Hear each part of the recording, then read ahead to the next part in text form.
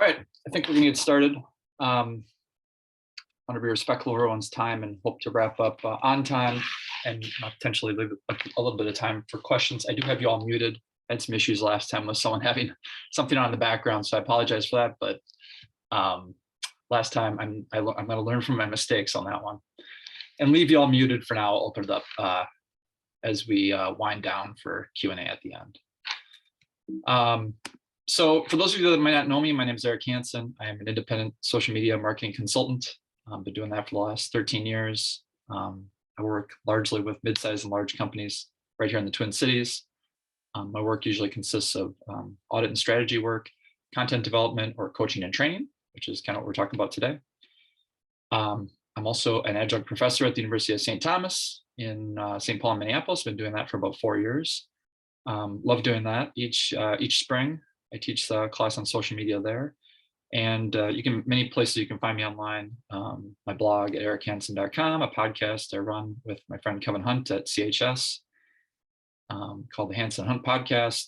You can sign up for a weekly newsletter designed to keep you on top of social media trends on my site. So lots of ways to get in touch with me. LinkedIn, of course, as we'll talk about today, if you so choose. But a little bit more about me. We're here to talk about LinkedIn today. And how you can use or how you can bolster your executives or leaders' presences on LinkedIn. And I want to kind of loop back and start at the beginning and how we got to where we are today, because that's a little bit of a story in itself and explains a few things to talk about. So in 2020, when the pandemic came on, it forced a lot of executives really onto LinkedIn for the first time. This has been a topic that I've been talking about for years in terms of getting more executives on LinkedIn. And for years, they kind of shunned it, mostly because, as they thought, they weren't looking for a job, which, yes, we know. And we really couldn't, as communicators, had a hard time convincing them to spend much time there. But the pandemic changed everything in terms of communications channels were viable. And suddenly LinkedIn became a very viable channel to reach not only employees, but also customers, partners, stakeholders, investors, all sorts of key audiences. So people like Mike Roman at 3M and the communications team there, I'm assuming, started using LinkedIn more frequently to communicate COVID-19 responses, updates about their respirator production, all sorts of kind of key messages that they weren't using his profile for before. So that was the good news. The bad news, unfortunately, is like there's still a lot of executives that are not. I'm going to pick on Patterson a little bit here. They're a former client of mine, so I feel like that's within bounds. That are still not only are they not active, they don't even have profiles. So we still have some work to do. And what's more, a lot of the executives that are on LinkedIn now, which is great, are still kind of playing by 2015 rules, where it's clearly corporate communications announcements, as you can see on the left here with Fairview, or on the right with CHS, with CH Robinson, they're sharing the corporate posts, which we'll talk about in a minute why that's a bad idea. So those were the rules a number of years ago, but in 2022 things have changed. And like I said before, most simply aren't playing at all.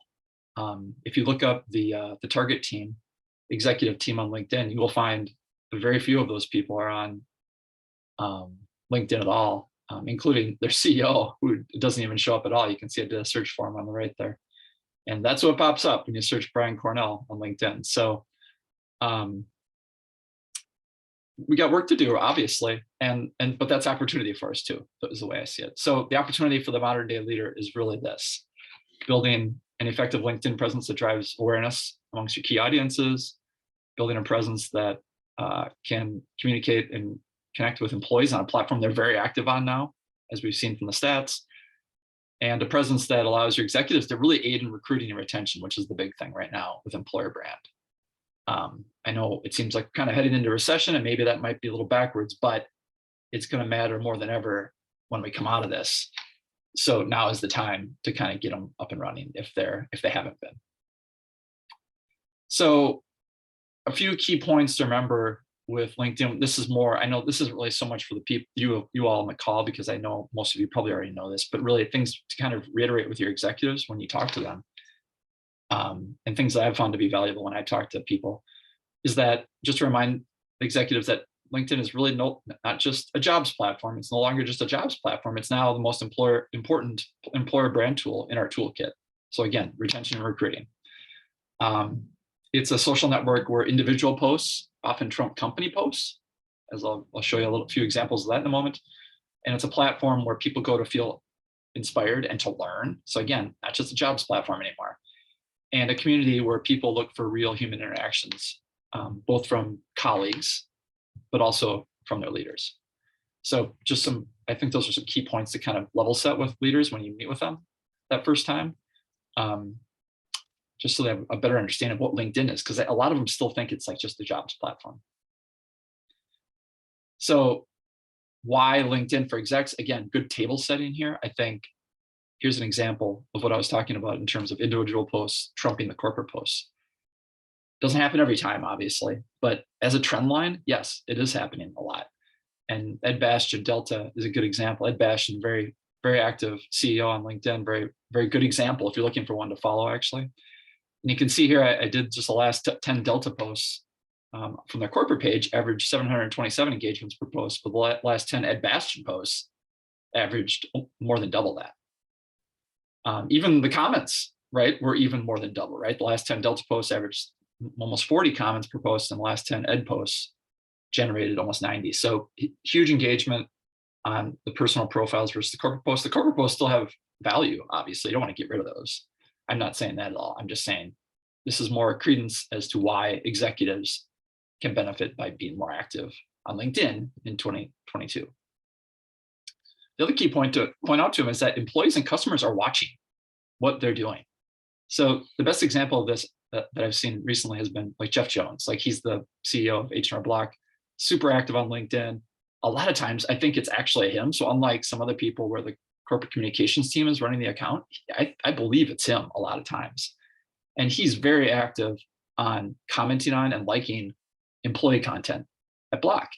And as this example shows you, every time he does that, he gets a ton of likes on his comments, which tells me that, and I've seen this over and over again with other executives too, that the people are watching and they're paying attention to who's commenting, and particularly that he's commenting. So I think that's a big point to bring up with them too, is that your presence really matters out there right now. We talked about LinkedIn being a key platform for employer branding, but here's just some good stats that kind of back that up if you're looking for some. The 30% of a company's employees engagement comes from employees is a key one, because again, with employer branding, you're not really just talking to prospective employees, you're talking to existing employees too. So I think that's a key point to keep in mind. But these are I thought these are a few good stats that you could throw at people or executives as you're talking with them as to why we use LinkedIn as an employer branding tool. So who are the leaders that are doing the best? Well, one of the best leaders that I found in the country actually is right in our backyard, and that's Jeff Martha at Medtronic.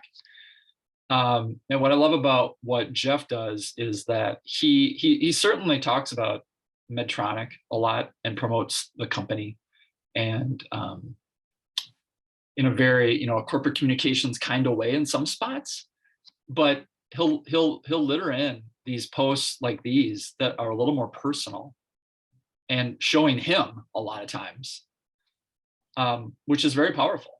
You can see the post on the right here where he's skating with his alma mater at Penn State. I mean, he's sweaty hockey player guy, right?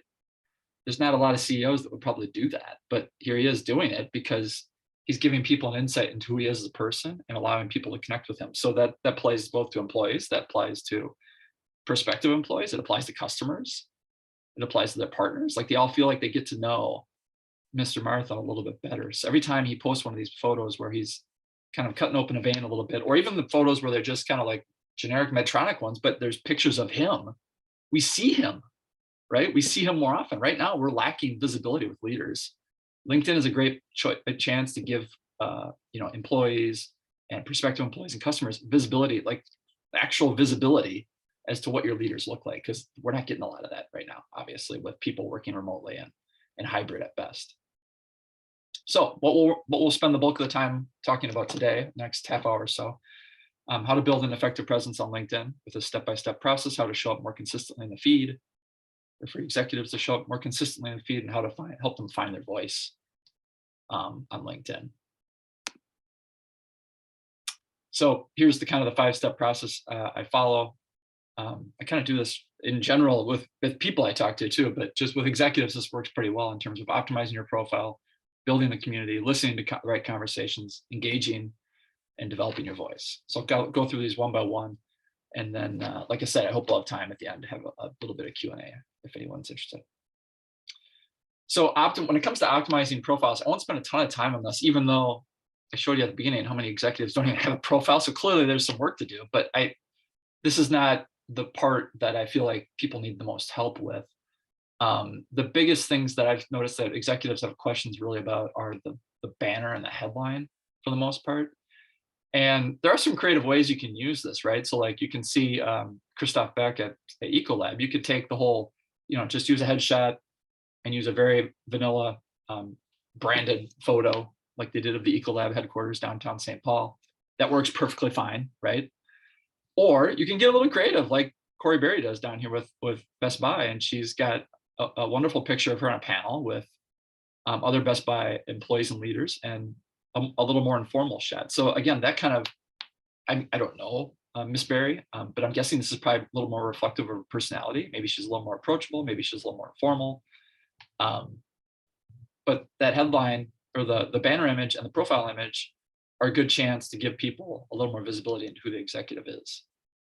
A couple more examples here. Again, Shelley Eibach, I used to work for Sleep Number for years, and they chose to go a pretty traditional route here with a nice little branded graphic. This is a picture of actually one of the walls at Sleep Number headquarters downtown, along with a very professional headshot of Shelley, and then Beth Ford at Land O'Lakes, kind of same thing, but the headshot, more of a headshot, and then just kind of a branded graphic that reflects Land O'Lakes as an organization. So, the banner and the headline, and the headlines too, like with executives, I always think it's more advantageous to kind of keep that pretty straightforward. With normal people like us, or rank and file people like us, we can get a little more creative with how we use the headline, but with executives, I feel like it should be pretty straightforward in terms of their title.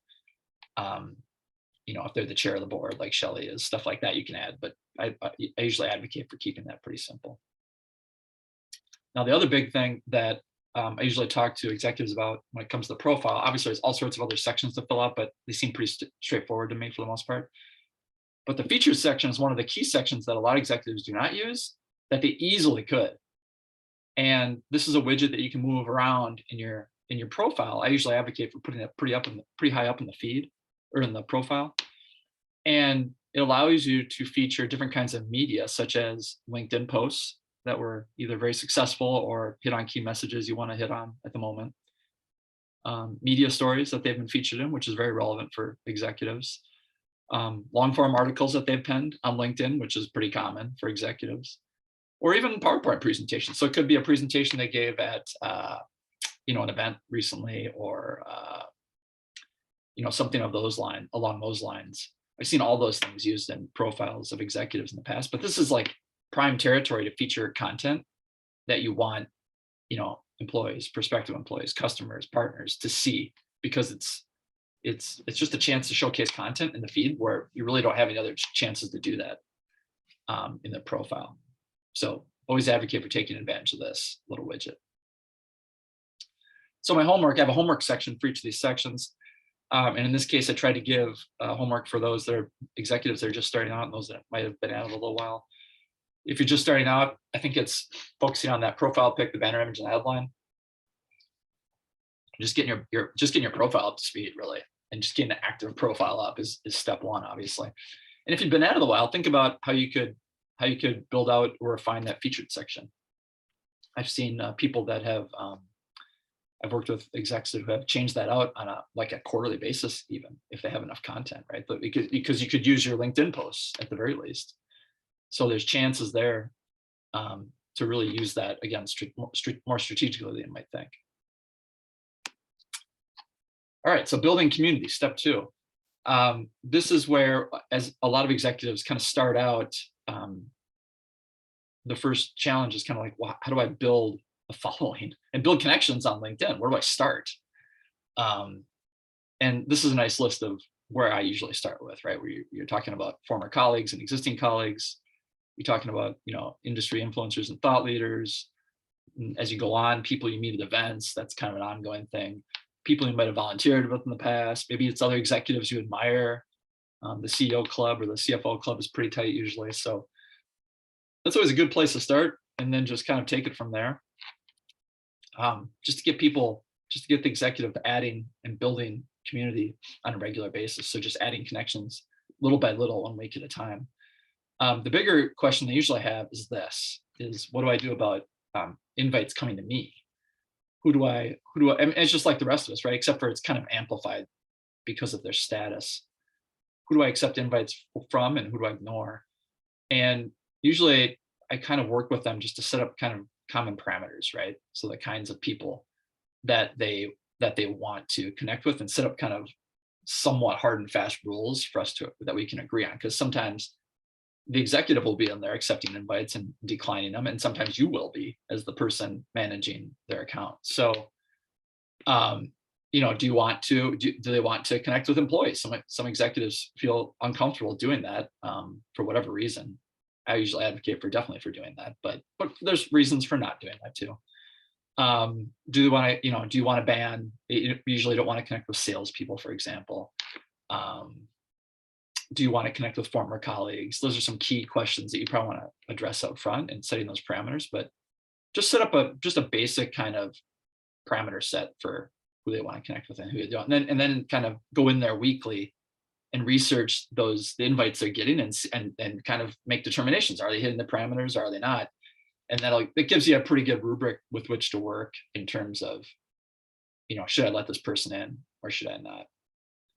And then remember, you still have the follow button, right? So like you can connections are one thing. The follow button is totally separate. Follow is not a connection per se. It's just the ability to follow them just like they would on any other social network. So you can, that's not a nice thing to let executives know too. Like, let's just connect with this inner circle of people. Maybe that's what they do.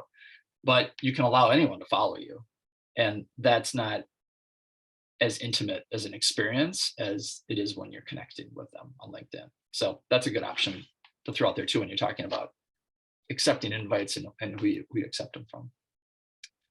I also advocate for execs to kind of think about using those direct messages too, because they have a chance, just like I showed you that Jeff Jones does publicly, to do a little bit of that privately. Now, I'm not saying they need to be in there all day doing this kind of thing, but even a couple a week would probably go a long ways, because they're going to have opportunities. Number one, right there with a bullet, right? Now, recognizing employees who are celebrating big milestones, those pop up in the feed all the time. And if you're monitoring their feed, or if they're monitoring feed on a weekly basis, they'll see a decent amount of those, depending on how big your company is. So that's a good opportunity for them to just send a quick DM and just be like, hey, by the way, I saw you're celebrating 5 years with Medtronic this week. Congratulations. That's awesome. I mean, how powerful would that be, going from the CEO of the company to any rank and file employee at some of these bigger and mid-sized companies? You can always use DMs to touch base with industry leaders and thought leaders too. I always think that's a good idea in terms of building awareness for the brand, but also building credibility. Again, I gotta believe there's very few executives doing this. So if they do it, it's going to stand out big time.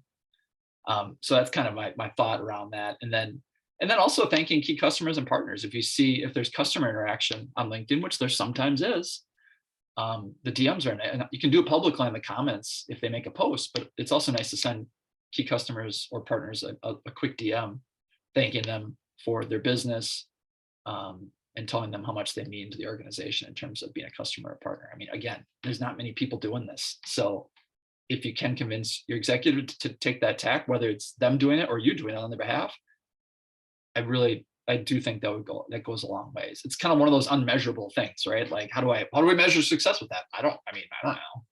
You're not going to really measure success. It's just kind of a brand affinity, long-term brand affinity thing that I think draws people to the brand. I point out Jeff Jones as a prime example. Like, the culture at Block right now has never been stronger. And I know a little bit about Block since I worked in the accounting industry years ago. It hasn't always been like this. And you see all sorts of people saying how wonderful it is to work there. That's largely because of him. And it's not all because of what he does on LinkedIn, but LinkedIn's reflective of who he is as a person. So I do think it matters, and I do think executives have an opportunity there. Other ways to build the community on LinkedIn, writing recommendations for people you've worked with directly, I always think is a good idea, even for executives. I know that one gets a little hairy because they don't want to have something hanging out there for someone that might potentially go off the deep end at some point. But that's a risk for all of us, I would argue. So that risk is always going to be there. It doesn't mean you shouldn't do it. I don't advocate for CEOs or really much of anyone participating in groups on LinkedIn. That just hasn't been a real viable thing for a long time. And really the key for community is going to be to build interesting and relevant content. And we'll talk about that in the develop section, but really focusing on building the community through invites and the DMs is really the big things with this section. So with homework, I think if you're just starting out, just get them to send like 2 invites a week to start making those new connections, because over time that'll really build. It doesn't sound like a lot, and you could ramp it up obviously, but like that's a nice easy place to start, and just kind of see where it goes from there. And then if they've been at a while, try to get them to use those DMs to reconnect with people and thank employees and connect with thought leaders, and however you want to use it as a strategic tool. I do think that's an underused tool in the LinkedIn toolkit for executives at least. All right, the listen phase. I think the biggest thing with this phase is really developing this habit and developing that muscle of spending just a few minutes. Maybe it's not even 5 minutes a day. 5 minutes a day doesn't seem like a lot to me, but like 3 minutes a day.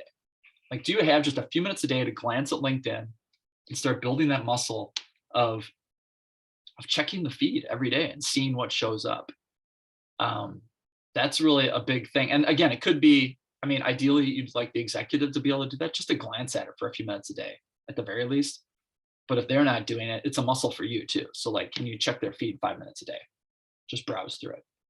So that, because it gets at a lot of the things we're going to talk about in terms of paying attention to the right people, right? Because you want to start paying attention to what employees are talking about on LinkedIn, right? It gives you it's a good culture check, right? What are they talking about? Are they talking about how crappy it is to work at your company? Are they talking about how much they love it, like a block? Are they talking about specific issues? Are they talking about, is there a lot of employee recognition going on? Or is there not a lot of employee recognition going on? Both tell you something, right? So it gives you a nice kind of insight into the culture a little bit by watching what those employees are saying. Similarly with partners, how do partners refer to your brand and your company? You can tell a lot by seeing what they're talking about on LinkedIn too. And then obviously industry experts too, industry influencers and experts, that also gives you a good sense for like what's going on in the larger industry. So if you're checking it and you remember the comps, obviously this is nice because it forces you to get to know A, who these industry influencers are, and B, what they're talking about can be beneficial to you as you write thought leadership pieces for other people across the industry and the company. Or when you're asked to, help develop PowerPoint decks for leaders that are speaking at events, like that, you'll have a pretty good feel for what's going on in the industry if you're paying attention to the executives' feeds, if they're connected with some of these industry experts. So it's developing the habit and then paying attention to the right people and just kind of ignoring the crap. And then I'm kind of jumping ahead a little bit here, but by liking and commenting on the right content, you're starting to kind of curate the feed that they and you want, right? So just like, any other feed, the more you like and comment on things on LinkedIn, the more it's going to give you of that person or that kind of content. So I always advocate for, we'll show you in a minute, liking and commenting on a lot of employee content because we want that stuff to show up in his or her feed. But we also want to get to outside of the company too. That's where the industry influencers and thought leaders come in. It can't just be all about your company. You want to make sure you're interacting with content that's not just about you. And then make sure to kind of stalk those competitors too, because finding out what they're up to, you can learn a lot from what they're doing, both from the company page perspective and the leaders that work for that company too. Good to see what your direct competitors are doing on LinkedIn too. And again, all this will give you more of good stuff in the feed and less of the garbage, because that's still a big complaint right now with LinkedIn. It's like, oh, there's so much sales stuff out there. Everyone's selling. It's kind of garbage. Well, it is if you are liking and commenting on the wrong stuff, or if you aren't active at all. But if you're liking and commenting on the right things, it's going to give you the feed you want. So just be cognizant of that, I would say. I wouldn't have your executives spend a lot of time on hashtags. I suppose you could identify a few hashtags in your industry and kind of follow those. If you have a branded hashtag for your brand, that one's worth following. And I'll show you, I think I'll show you one of those later. That's definitely worth following, but I wouldn't spend a ton of time on the hashtags. The branded hashtag I would follow once in a while. But other than that, largely these are filled with a lot of junk. So it's going to be hard to suss through that. I'd rather focus on just curating their feeds and making sure they're paying attention to the right people in the feed rather than following hashtags. So homework here in this listen section, again, the habit is the big thing. 5 minutes a day, 3 minutes a day between you or the executive, building that habit. And then if you've been at it a while, it's kind of, again, thinking about how you shape that feed and pay attention to the right people. All right, so after you've optimized the profile and then you're starting to build community, you're starting to build the habit of listening 5 minutes a day, now you're kind of ready for the executive to start engaging. And again, you want to get them liking and commenting on the right stuff. It's a strategic approach to this instead of just like, well, I'll just get in there and like and comment on stuff. Well, that's too broad for executives mostly, and they get overwhelmed easily. They don't know what to do. So instead, it's like you're having a very strategic and fine-tuned approach to this. So the examples I gave here were Dave Schneider, who's CMO at Red Wing Shoes. He's really good on LinkedIn. And to me, what he does so well is a perfect mix of like, he definitely talks about Red Wing Shoes a lot and promotes the company that he works for. No question. Very prideful there. But he's also engaged regularly with industry stuff all the time. And in this case, he was talking about this funny post that was, lamenting the LinkedIn emojis. Which I thought was kind of funny. I saw this going around a while ago, and he was one of the people that liked it. So that's he's being a good like LinkedIn steward by doing that. But he's also being aware of what's going on in his industry, which is marketing. LinkedIn marketing is part of a CMO's job technically. So he's participating in the world that he lives in, which I love, and he's always doing that. This is not just a one-off. Beth Ford, on the other hand, CEO at Land O'Lakes, over here, commenting on, well, you see the big G there. What could be considered a competitor's post in this way? But here, I'm sure she knew a lot of people at this event. She liked it. There's probably multiple reasons why she was doing this, but I like that it's not all about Land O'Lakes all the time, and sometimes she's commenting on and liking direct competitor stuff. So when it comes to liking posts, I think there's some big buckets that you could probably focus on out of the gate.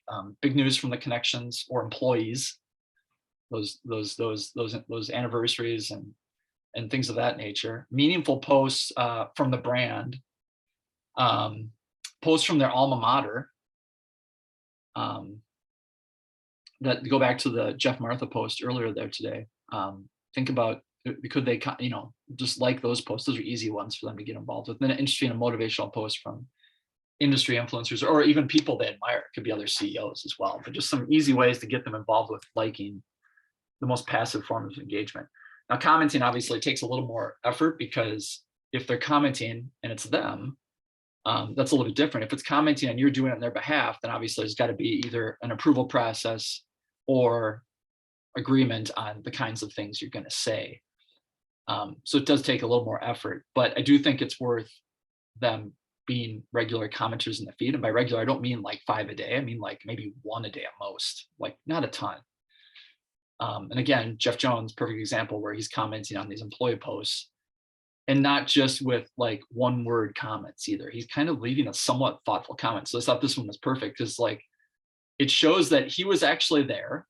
And like a corporate communications person is not writing this, right? So the more context you can give to the comment, I just think gives a little more depth that proves to people that, hey, it's just kind of like me when I look at this. I think it is Jeff in a lot of cases because of comments like this.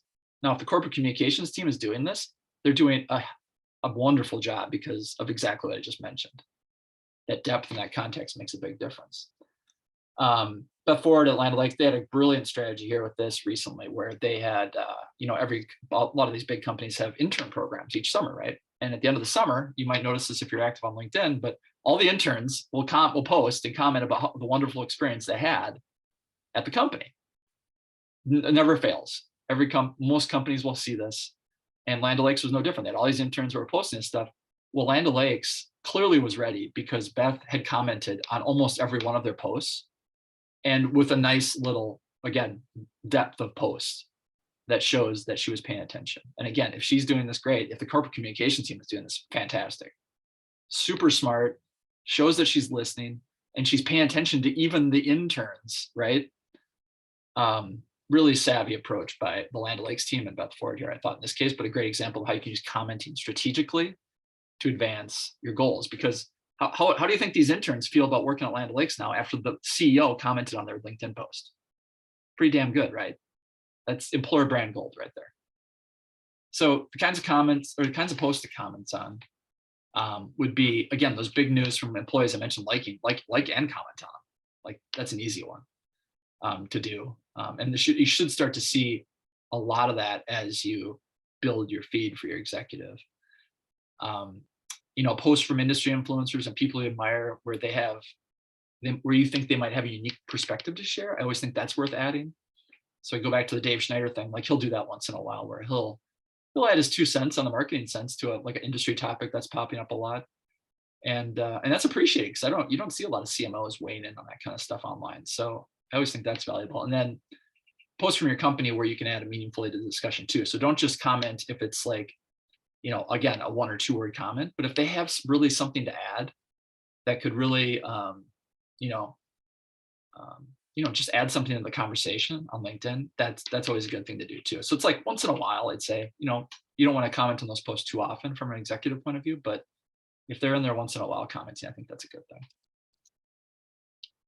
Now, sharing, as I mentioned earlier, is kind of in a weird spot with LinkedIn, because if you remember 4, 5, 6 years ago, people like me were saying, well, we need our executives to share the corporate posts because that's how we're going to get more reach for the corporate posts. And at the time, that was true. We wanted employees to share the posts. We wanted executives to share them. We wanted a lot of people to share them. But between then and now, LinkedIn's algorithm has changed. The focus of LinkedIn has changed. And now you're starting to see this kind of thing where this is Shelly Ibach's post again. Her last 5 shares have driven 33 engagements per post. The last 5 original posts where she focused on her own content generated 5 times as many. And that's not, I could show you 10 of these examples. Like, this is not a one-off situation. This is a trend line. So I usually tell the executives, like, just stop sharing pretty much permanently. Like, maybe share a corporate post once in a while if you have something to add, maybe once in a while. But I always think it's better off for them if it's some corporate post is inspiring a thought that they have where they want to share it, write your own post about the corporate post and share it instead of sharing the corporate post, because we can see here it's not doing them any good. It's much more beneficial for them to create original content for many different reasons. So homework here in this section, if they're just starting out, just start really small. Get them to like 2 posts a week and comment on 1 post a week. That is super small, but the great thing about the LinkedIn feed is, like, if they do that week after week after week consistently, it starts to pay off eventually. They start to show up in the feed a lot because those likes and those comments show up in their followers' feeds. So they'll show up in employees' feeds. They'll show up in partner feeds. They'll show up in customer feeds. And all of a sudden, it looks like they're on LinkedIn a lot when really they're just liking or commenting a few posts a week. If your executive has been at it a while, kind of work with them to take a more strategic approach to engagement and figure out what kinds of posts they want to like and comment on, and kind of guide them through that process, because that's a shift from most executives just usually get advice to, just get out there and engage. Well, it really pays to have a strategic approach to that, much like Beth Ford has at Land O'Lakes, that can really work towards advancing your goals. And finally, develop. So this is the section about helping them develop their voice, what kind of content they're going to develop. So we just talked about not sharing corporate content. We want them to develop their own content. Okay, how are they going to do that? That's often overwhelming for executives. They don't know what to do. There's a lot of hand wringing. So it's our jobs as communicators to kind of guide them through that process. And it starts with helping them develop their content pillars. And I thought a good example, or a good person to highlight here on how to do that, or what one person has done, at least, is Sarah Blakely. So Sarah Blakely is the CEO of Spanx. Many of you probably follow her. She is, without question, the example of how a CEO should conduct themselves and what they should do on LinkedIn. You can see from the post here, her engagement numbers are off the charts, completely off the charts. And what she's done has been really smart. She's kind of fallen into this, and I'm not sure if this kind of fell into this or if she really started with a strategic approach, but she's fallen into this pattern where most of her content falls in three buckets, in my opinion. It's either inspiration posts, where she's got the coffee cup mug post that you see most weeks. If you follow her, you know exactly what I'm talking about. They look all exactly like this one, where she's drinking a cup of coffee and the coffee's got a message on it, and she's playing off that in the text, and it's always inspiration based. So hello, that plays incredibly well on LinkedIn, especially when it's coming from her, she's built up a ton of credibility now at this point in 2022. So that's a big bucket of content for her. Number two, she always talks about empowering women a lot. And again, that's that's a very important topic in general, but especially playing very well on LinkedIn right now. Again, people want to be inspired, and women in general are feeling more empowered than ever. And that's awesome. And she's kind of been a champion for that the last few years. So that's been great to see. And I thought this post was especially interesting and really creative of her from a visual perspective. And then number three, of course, she talks about the Spanx business. But the interesting part about her, I think, is that she does it in very creative ways, where she, like this post, for example, is probably one many of you saw, where it's the video of her talking about her selling the company and why she did that and the path to that and her journey. And then it ends with her giving all employees $10,000 and 2 round trip first class air tickets anywhere in the country. And she starts crying, employees start screaming and crying. It's a huge emotional mess. And it made for great video. And that went everywhere. She had it on Instagram and LinkedIn, got mainstream media coverage, obviously. It was on other social media networks. And she's doing stuff like that constantly. Like I remember she also had a team picture of her team at an offsite skiing in their Spanx. So she could have done anything for that kind of photo. But it was brilliant and very vulnerable of her to show the team and her in Spanx skiing. So she's a great example. And I know most of the executives we work on, I can get to this point, obviously. But it's a good example to think about in terms of what are your content pillars going to be like, because that can shape what the executive talks about. Because again, it narrows the universe, right? In terms of, I could talk about anything to 3 things. These are the things we're going to talk about. Everything is going to fall in these buckets. If it doesn't, we're not going to post it. So I like that. I like that focus that it brings to your conversations with the executive. Now, this is a big one too that a lot of executives struggle with, and you're probably going to struggle with if you're approaching your executive for the first time. But getting them to post more pictures of themselves. So I go back to the Jeff Martha post, right? Like, what did you notice about those few posts he had? His picture was all over it, and it's not surprising for Jeff because he's a former sales guy. So he's self-promotional by nature, most likely. And a lot of CEOs are not like that. They're more, I want my team to get the recognition. I don't want it. But you're the CEO, man. That's the name of the game. We got to see you. Again, especially right now where a lot of people can't see you. So as many opportunities as you can get. It doesn't need to be a ton. Like Christoph is a good example of that. Like he doesn't post a ton of pictures of himself. Once in a while he will though. And he does, so he'll do this one right here, which is a pretty benign, it's International Beer Day celebrating. So it's a pretty benign post, but it's a nice picture of him, right? Any chance you can get where you can get some kind of FaceTime with the executive, it doesn't have to be a selfie like Sarah Blakely was taking, but just any kind of photo you can get with them is going to make a big difference. I mean, look at the examples, the Christoph post here, you can see almost 1,000 engagements versus, 250. That's pretty indicative of his feed, right? Anytime he shows himself, huge spike in engagement. Why? Because people want to see him. So the more pics of your exec you can get, the better. You don't have to obviously get a ton, but once in a while, try to figure out how you can work their face in there. Remember to use all the formats on LinkedIn too, because it's not just photo and text, right? Like you have other formats you can use. You have video, obviously, which would be a great format for many reasons. You have carousel posts. So if you have a number of pictures you want to use, Shelly does this a lot with her posts where she'll feature many different posts from events a lot of times. In their partnership with the NFL, she does this a lot.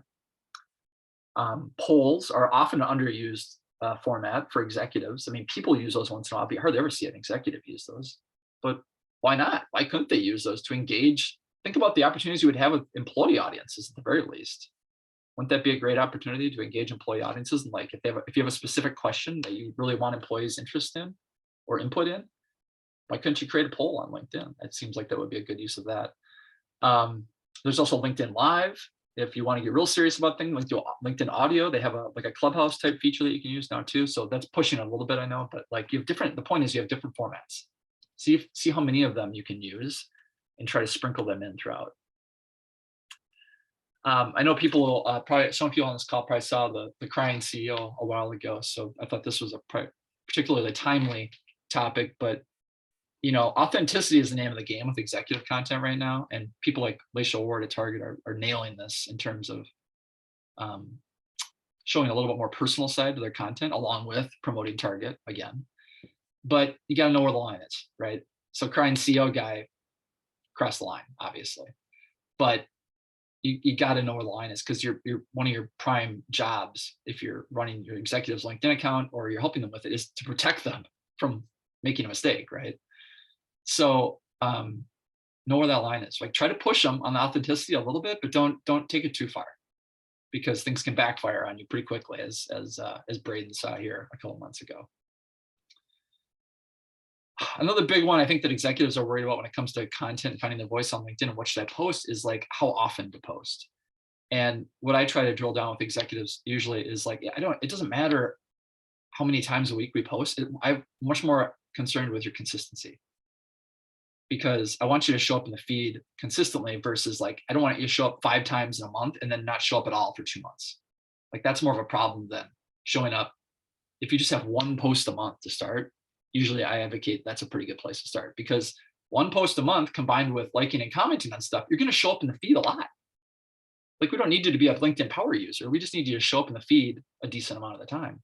And that will do it. That will do it. So Jeff Martha is a pretty good example of this, where he's not posting a ton. He's not posting, 50 times, 30 times, 20 times a month, 10 times a month, even a handful of times.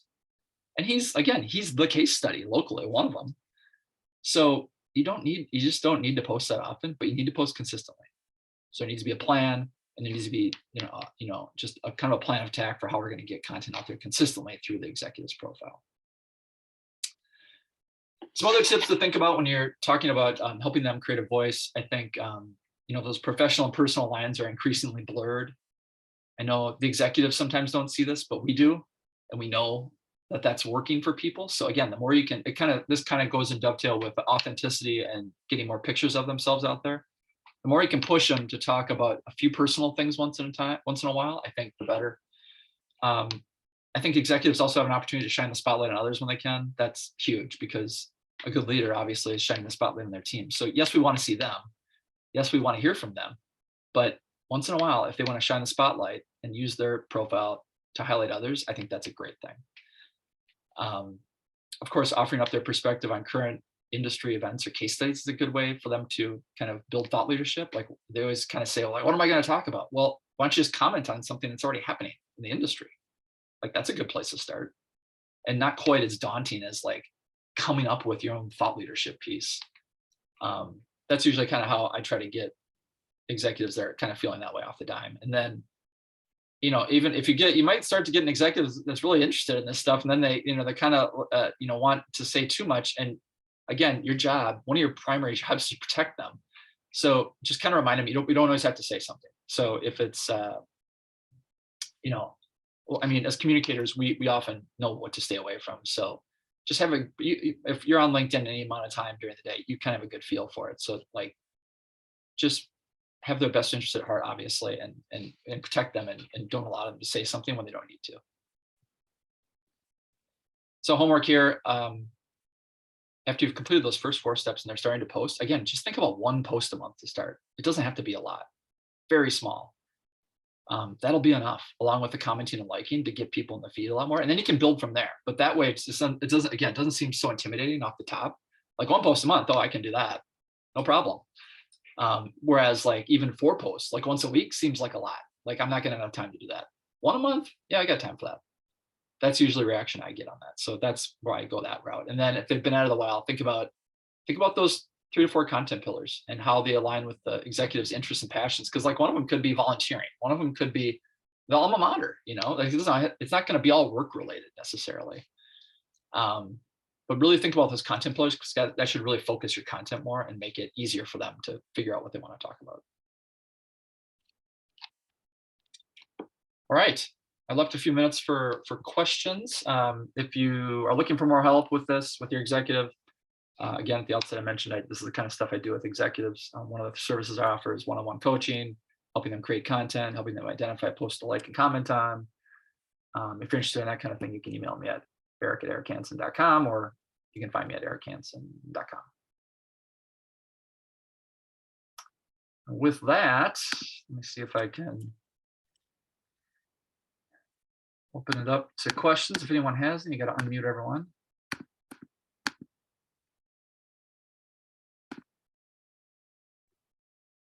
I had a question. Okay, yeah, go ahead. First of all, that was great. Thank you so much. I was just curious to get your take on like formatting in posts. I feel like there's sort of this formula that I'm seeing a lot right now on LinkedIn where, a lot of white space in between like single or, single sentences. And I guess I've always sort of wondered, like, I can see how that plays well, but should you think about that structure of a post differently when it's a CEO or an executive, or should they follow like the same thing that everybody else tends to do on LinkedIn these days? I don't know about that, because some of the structure things I feel like are I feel like people are trying to game LinkedIn. It always feels like a game. It's like Instagram kind of, like they see it as a game, which is kind of what it is. And I feel like with the executives, like, again, our job is to protect them and to manage the reputation. And like, if they're chasing clicks in that way, then I feel like it's, like that's kind of beneath them, I think, a little bit. That's just my opinion. So I would probably keep it pretty like conservative. I wouldn't, like, if there's a kind of like a structure that's gaining popularity, but it seems kind of gimmicky, like they're trying to game the system, I wouldn't follow that. Because I know what you're saying. And that's usually my general kind of thought on that. Does that help?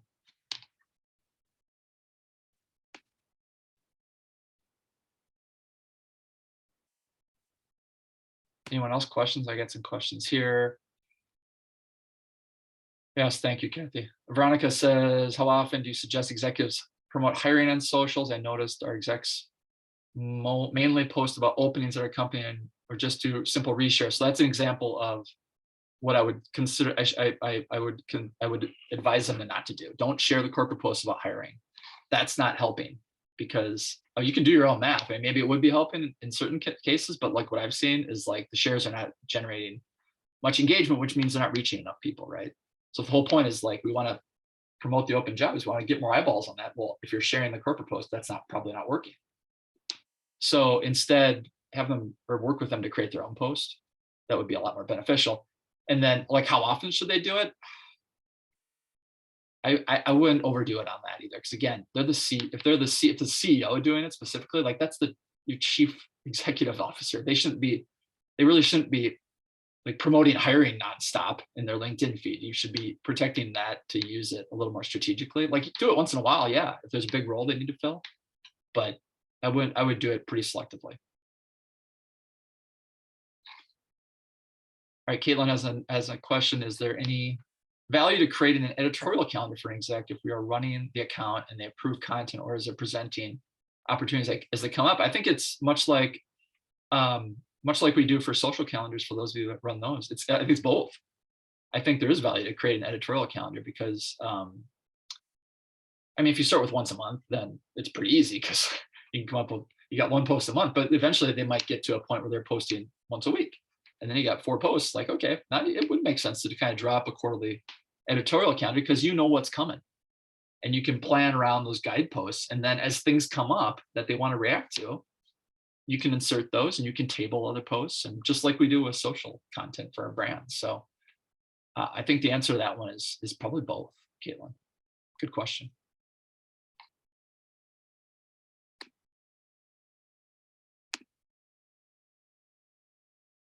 Anyone else? Any other questions in the chat, or if you mute, I think I let you unmute. If not, I'll give you a few minutes back in your day. Appreciate everyone being here. Nice to see you. Again, if you have questions or you are interested in working with me, send me a note or just a chat. I love to chat too. You can find me at Eric Hansen, erichansen.com. All right. With that, I will hope everyone has a great day. We'll hopefully I'll see some of you and talk to some of you later.